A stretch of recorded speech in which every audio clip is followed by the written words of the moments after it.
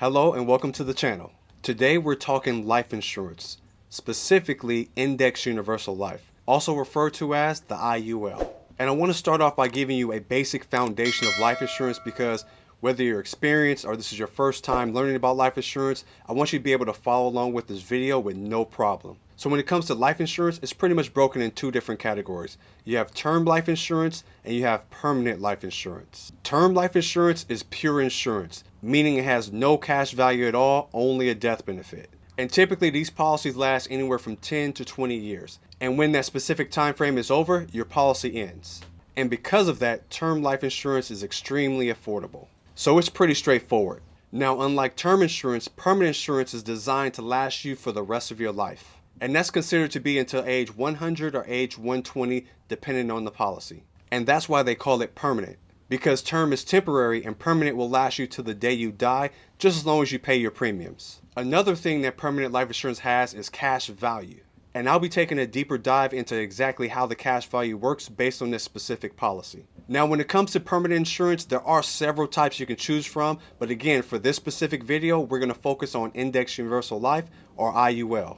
Now, the first thing I want to clear up is that Index Universal Life is not the same as whole life insurance. And that's one of the biggest misconceptions I always run across. I hear these two policy types used as if they're the same thing, but they are completely different. And I'll make a separate video specifically on whole life. That way, once you watch that video and then watch this video, you'll have a clear understanding of all the similarities and all the differences, because there are quite a few. And I know for some of you, the IUL may be something that you just recently heard about or just recently decided to learn about. But it was actually created back in 1997. Ironically, the same year the Roth IRA was created. And I say that because if you look online, you'll find a ton of articles comparing the two products. And I'll probably do a future video on that as well. So when it comes to the basics of IUL, here's exactly how it works. The policy has what's called a premium payment. And that's just the terminology used when you send your money directly to the insurance company. Now, these premium payments can be done monthly, quarterly, semi-annual, or even annually. And when the insurance companies receive these premium payments, the first thing they do is deduct any costs associated with the policy to cover that month. Then any money you have above the cost of the policy is what lands inside of your cash value. And your cash value is just an internal savings account inside of your policy. So it's money you'll have access to in the future if you desire. Now, when it comes to the cash value of an IUL, it's very important to understand the main goal is to capture market appreciation while eliminating downside risk. So here's how that works. Typically, your IUL will have two different cash value accounts. One is an interest-bearing account that generates a fixed rate of return, and that's often referred to as the general account. So that means your cash value will earn interest credit based on a fixed rate of return. For example, if the fixed rate of return was 3%, you know exactly what you'll be earning for that entire year. And the other type of cash value account tracks one or more market indexes. And a market index is something like the S&P 500. And the S&P 500 represents the performance of about 500 large cap companies in the US. So usually all the big companies that you know by name are part of the S&P 500. And different companies will give you access to different indexes. So this cash value account doesn't link your index credits to a fixed rate of return, but instead the index credits are linked to the performance of whatever market it is that you're following. So here's an example of that. As the index you're following grows, your cash value will receive index credits based on the performance of that index up until a cap. So let's say that cap was 10%. If the net dividend index growth rate was 5%, then your index credit will be 5%. And that credit goes directly towards your cash value. And if the index grew 10%, then your index credit would be 10% towards your cash value. However, if the index grew 15%, your index credit would still only be 10%. And the reason for that is that 10% cap that I mentioned. You have to understand that your index credits will never be more than your cap, regardless of how great the index performs. And for the most part, the cap is determined by whatever IUL company you use, because different companies have different cap rates. So that gives you a basic understanding of how you get growth inside of your cash value when it comes to IUL. Now, in addition to your cash value having a cap on the interest credits you can receive, there's also a floor that gives you downside protection against losses. And that floor is usually 0%, meaning if the index you're following stayed flat and received a 0% rate of return, you would get 0% interest credit towards your policy, which means you get nothing. Now let's say the market crashed and did negative 10% for that same year. In that scenario, your interest credit will also be 0%. Because no matter how poorly the index performs, you will never receive a negative interest deduction from your cash value because of that negative performance. So that's what's considered downside protection. And all your gains from previous years will not be affected either. So the interest credits towards your cash value can only go up or be flat at zero. It can never be a negative deduction from your account based on the performance of an index. Which means you'll never see the market crash 10% and then see your cash value decrease by 10% because of that crash. So your cash value is protected from those losses. So now as you understand the caps and floors when it comes to the IUL, next I want to take an even deeper dive and tackle the number one question people have when it comes to Index Universal Life. And unfortunately, I see this question dodged by social media influencers, YouTubers, and even life insurance agents themselves.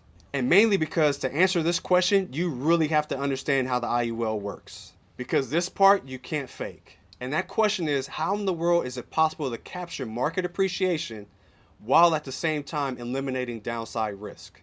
It almost sounds too good to be true. And you might be thinking the exact same thing right now while you're watching this video. So if that's the case, I got you covered. So the quick and simple answer to that question is that the insurance company buys options. And that's how they're able to capture the market appreciation while eliminating the downside risk. But I don't want to leave you with just a simple, basic answer to that question.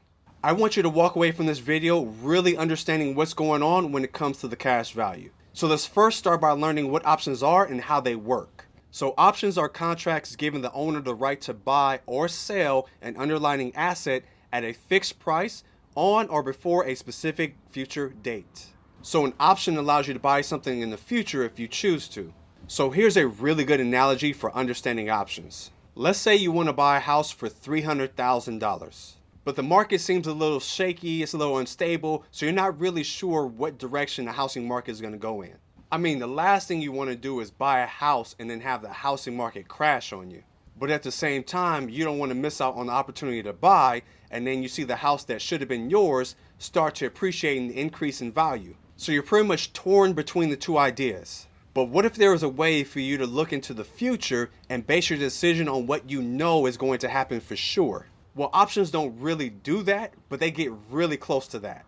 Here's what I mean. Let's say the seller allows you to buy an option on that property for $5,000. And that option will give you the choice to purchase that home 1 year from now at today's price of $300,000. So now let's fast forward to a year from now, and we're going to assume that that house is now worth $400,000. Now, because you purchased that option, the owner is now legally obligated to sell you that home for that original $300,000 price. So you instantly walk into $95,000 of profit as soon as you take ownership of that home. So that option will be considered in the money because you made an instant profit.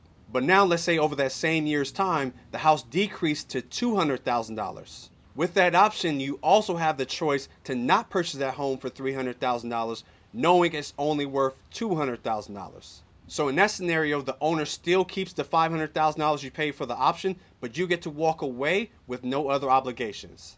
And that would be considered allowing the option to expire worthless. So that's the overall concept of how options work. It allows you the choice or option to purchase something in the future after you already know the price. So what the insurance company does is buy options on the index with a cap. And when the market is positive, the insurance company chooses to exercise those options because it's considered in the money. And those gains are what's used to credit your cash value. And if the index performs at a negative number, the insurance company does not exercise those options. They allow them to expire worthless because they'll never buy a negative performing index. And that's why you don't get any negative interest deductions when the market is down.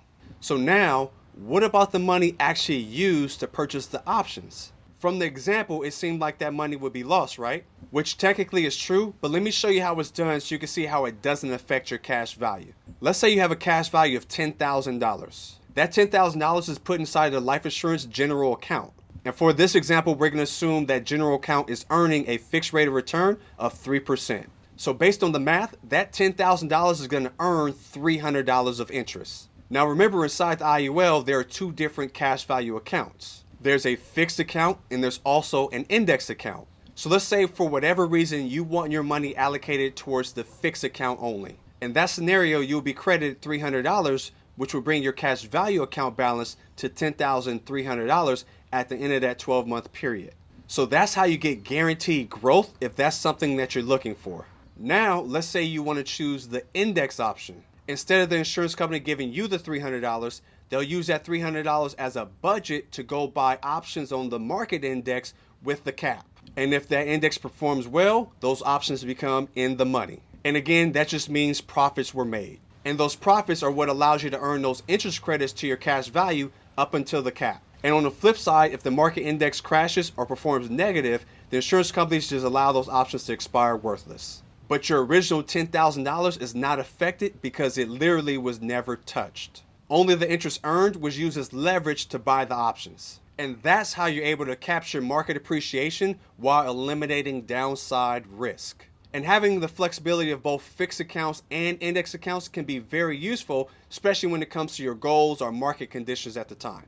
Now, when it comes to structuring your policy, your goals are an important factor to take into consideration because you always want your policies set up to meet your specific needs.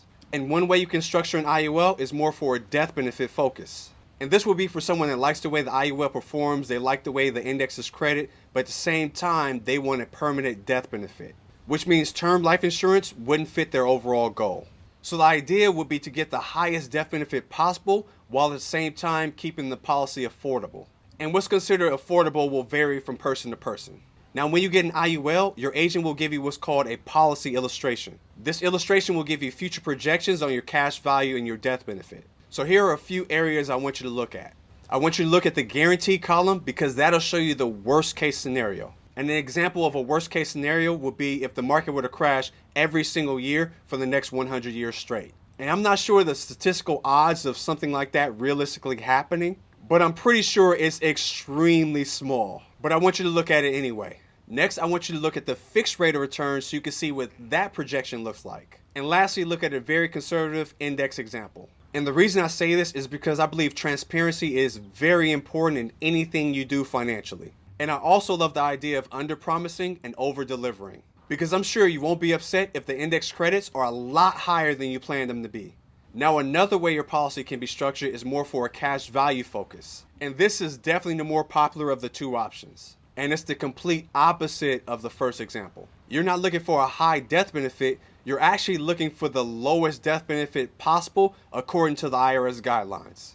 And the death benefit amount is determined by how much you plan on putting into the policy.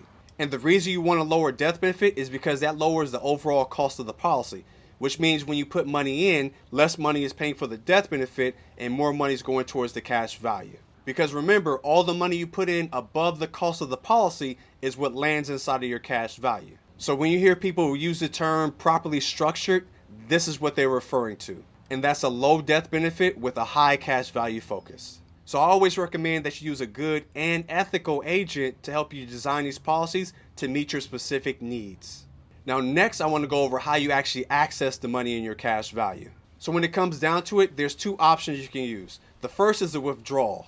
And that's pretty straightforward. You just request withdrawal directly from your cash value. And most companies will just send you a check in the mail. But you must understand that any withdrawal above your cost basis, which is just what you put in out of your own pocket, will be subject to income tax. So because of the tax liability, this option is rarely used. I mean, it's so seldomly used that a lot of people don't even know it's an option for them. Now, the other way to get your money out is through a policy loan. Now, when you get a policy loan, you're not actually borrowing money from your own cash value. You're actually getting a loan directly from the insurance company. And what they'll do is they'll use your cash value as collateral to help secure that loan. And there are a few reasons why somebody would choose to take a loan instead of taking a withdrawal. And one of them being taxes. Because loans are not taxable, so it's a way you can access the money without getting hit with a tax bill. And the next reason are interest credits. Because remember, your loan is coming directly from the insurance company and not from your cash value. So because of that, your cash value is still able to earn interest because it technically was never removed from your policy. And the third reason is because you're able to pay back the loans on your own terms. You won't be hit with any required loan repayment bills or anything like that. If you want, you can pay back the loan in 5 years, 10 years, or even not at all. which means if you were to die with an outstanding loan, what happens is the insurance company will pay themselves back from your net death benefit. Then whatever is left over will pay to your beneficiaries 100% income tax free. So the fact that you have two different cash value accounts inside of your IUL gives you two different loan options. The first type of loan you can use is a fixed loan. So here's how that works. So let's say you have $50,000 inside your cash value index account, and you decide you want to take a fixed loan for $10,000. The insurance company will be the one giving you the loan, and we're going to assume they're going to charge you an interest rate of 3% fixed. So what they'll do is take $10,000 out of your index account and move it to the general account. And that general account is earning a 3% fixed interest rate. And since that $10,000 was moved from the index account to the fixed account, that means your index account now holds $40,000. So because you're being charged 3% interest on $10,000 and at the same time you're earning 3% on $10,000, that creates what's called a zero net loan or a wash loan. And that happens when the interest rate you're being charged is the same as the interest rate that you're earning. So they pretty much cancel each other out. So this would be considered the most conservative way to take out a policy loan because everything that's going to happen for that year is predictable. Now the other type of loan you can get is an alternate loan. Now with an alternate loan, you're still getting the money directly from the insurance company, but they're going to charge you a higher interest rate. Let's use 5% for this example. Now here's why someone may be willing to pay a higher interest rate on this specific type of loan. Because with this type of loan, the insurance company is not going to move $10,000 from your index account and put it into a general account earning 3%. They're going to allow your cash value to stay exactly where it is, earning whatever interest credits come from the performance of the market. So here you have an opportunity to create an arbitrage or a spread on the actual loan. Because if the index credit produces 7% and your loan charges only 5%, you actually make a 2% spread. And that happens anytime the index credit is higher than the interest charge. And the potential for earning a spread is why this type of loan can be intriguing for some people. However, if the market were to crash or perform at a zero, you won't get any interest credits, but at the same time, you're still going to be charged that 5% for the loan. So in this case, you'll have a negative 5% spread. So pretty much the loan type you choose is dependent upon how you feel the market's going to perform in the future. And a lot of companies allow you to switch from one loan type to the next loan type every anniversary of that loan. So you don't have to be stuck in one loan type forever if you don't want to be. And as far as how soon you can take a loan from your policy, most policies allow you to take a loan after about 1 month. And that loan is based on a percent of your surrender value, not your cash value. Because for about the first 10 years of the policy, your surrender value will be a smaller number than your actual cash value. And that's part of the projected illustration that I mentioned earlier. So you'll be able to see the approximate surrender value each year of the policy moving forward. That'll help you manage your expectations and help you properly plan for the future. And just like any financial product, you definitely want to know what the downsides are. So I'm going to give them to you in no particular order. The first is that if you're looking for life insurance coverage, the cost of an IUL will be more than the cost of term life insurance. Mainly because term only lasts for a set amount of years, usually 10, 20, or 30 years, and then the policy is over. And term also doesn't have the cash value component. So side by side, term insurance will definitely be more affordable than the IUL. The next downside is that if you're in an index account and the market performs flat or negative, you will not get any interest credit towards your cash value. Now you won't get any interest deductions either, but your account won't grow that year. Because remember, your cash value only receives interest credits when the market is up. So that's something you definitely want to be aware of. Next is the fact that your growth is unpredictable. Because since you're following the market, every year can be different. Actually, every year will be different. So that's why I mentioned to look at conservative illustration growth rates. Because that way, great years will be a bonus for you versus being a necessity for you. And I feel that's the safest route to go. Because you have things like interest rates, option prices, and market performance that determine your interest credits and determine the caps. Because the truth of the matter is you have some people that are very confident in the market and they believe the market is going to do a certain projection over a certain period of years. And then you have others that may not know how the market works at all. So the IUL is more of a middle ground between someone that's extremely aggressive and someone that's extremely conservative. Because remember, the IUL is designed to capture market appreciation while at the same time eliminating the downside risk. So I hope this video was helpful. If you have any questions, feel free to leave them in the comments section below. And don't forget to like this video so YouTube knows to send it to more people. And of course, subscribe to the channel for more financial content, and I will see you in the next video.